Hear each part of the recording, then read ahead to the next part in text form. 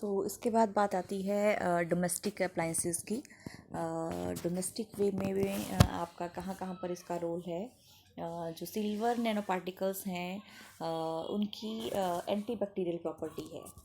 ठीक है। तो एंटी बैक्टीरियल प्रॉपर्टी होने की वजह से हम इसको बहुत सारी जगह पे यूज़ कर सकते हैं डोमेस्टिक अप्लायंसेस में। फॉर एग्जांपल आपके रेफ्रिजरेटर हैं, क्योंकि आपको वहाँ पर आपका जो फूड है वो आपका बिल्कुल भी उसमें बैक्टीरिया की ग्रोथ ना हो, क्योंकि बैक्टीरिया अगर ग्रो करेगा तभी आपका फूड ख़राब होता है।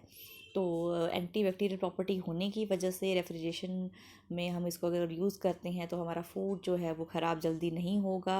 एयर प्योरीफायर्स हैं, एयर कंडीशनर्स हैं, वाटर प्योरीफायर्स हैं।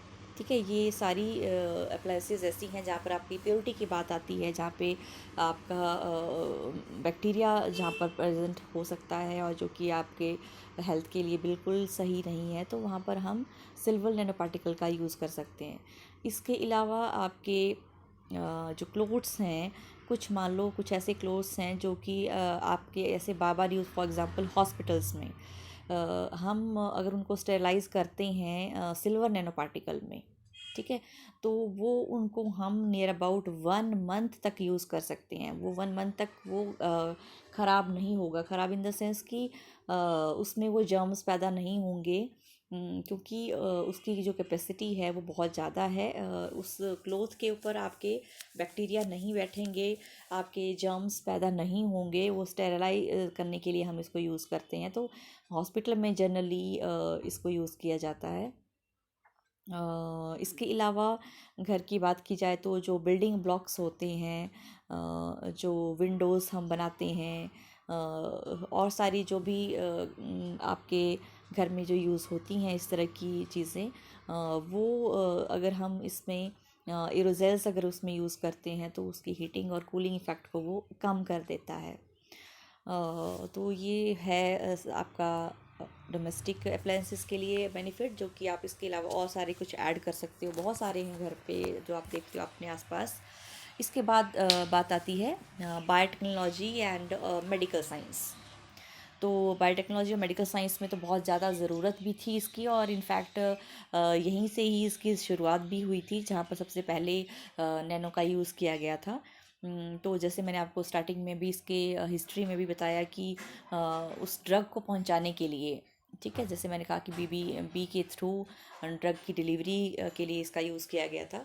तो उस रिसेप्टर साइट तक, जहाँ पर भी उस रिसेप्टर तक पहुंचाना है हम ड्रग को, मीन्स टू से कि अगर हमने मान लो टांग में दर्द लगी है तो आपको आप जब दवाई खाओगे तो आप बोलोगे कि, जैसे हम छोटे होते थे तो हम भी ये क्वेश्चन करते थे कि अब हम दवाई खा रहे हैं, वो तो पेट में जा रही है, तो हमारे तो टांग में दर्द है, तो वो कैसे ठीक होगी, है ना।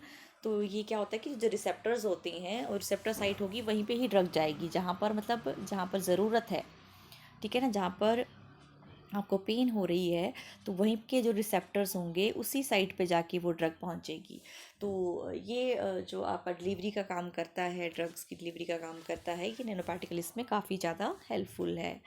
इसके अलावा हम बात कर रहे हैं जो कैंसर एनालिसिस हमने करना है, या फिर किसी जो पेशेंट बहुत ज़्यादा जो कैंसर पेशेंट है कोई, और अगर उसकी बहुत ज़्यादा हालत बहुत ख़राब भी है, तो हम उसके एनालिसिस को भी, उस एनालिसिस को बहुत इजी कर दिया गया है, जो कि पहले बहुत टफ होता था, बहुत पेनफुल रहता था पेशेंट के लिए। But now it is very easy to analyse the cancer. इसके अलावा हम बात करेंगे तो इसकी डिटेक्शन, जैसे कि वायरसेस हैं, डिफरेंट काइंड ऑफ वायरसेस हैं, उसकी डिटेक्शन के लिए भी यूज़ किया जाता है। इनका डीएनए है, प्रोटीन्स हैं, आपकी एंटीबॉडीज़ हैं, इन सब की डिटेक्शन के लिए भी इसको यूज़ किया जाता है। और ये चलो, इसके अलावा ये काफ़ी हैं इतने पॉइंट्स, बट इससे और आप चाहते हो तो आप इसको लिख सकते हो। And now last one is your space and defence. तो स्पेस में जाने के लिए आपको पता है सबसे पहली रिक्वायरमेंट तो यही होती है, क्योंकि जो हमारे जो सूट्स जैकेट्स जो हम पहनते हैं वो आपके एक तो लाइट वेट होने चाहिए, सबसे बड़ी बात, क्योंकि उसको पहन के ही आप जितना टाइम स्पेस में रहोगे आपके साथ वो, आपको उसको साथ में लेके चलना ही है। तो it should be very much light weight होने चाहिए। तो वो इसका काम करते हैं। इसके अलावा जो सोलर एनर्जी हम यूज़ करते हैं पावर के लिए यहाँ पर, स्पेस क्राफ्ट पावर, सेटेलाइट्स और स्पेस क्राफ्ट के लिए। तो वहाँ पर भी हम नैनो पार्टिकल्स का यूज़ करके उन चीज़ों को एनहांस कर सकते हैं। तो बहुत सारी एप्लीकेशंस हैं ये डिफरेंट डिफरेंट फील्ड्स में। तो आप हम इतनी डिस्कशन कर चुके, आप देख ही चुके होंगे कि कितना ज़्यादा जो टेक्नोलॉजी अगर हमारी आज फास्ट हुई है तो इसमें कितना बड़ा रोल है नैनो पार्टिकल्स का।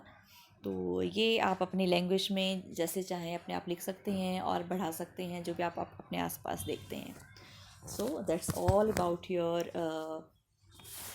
benefits, we can say, your various field nanotechnology in various field. Thank you.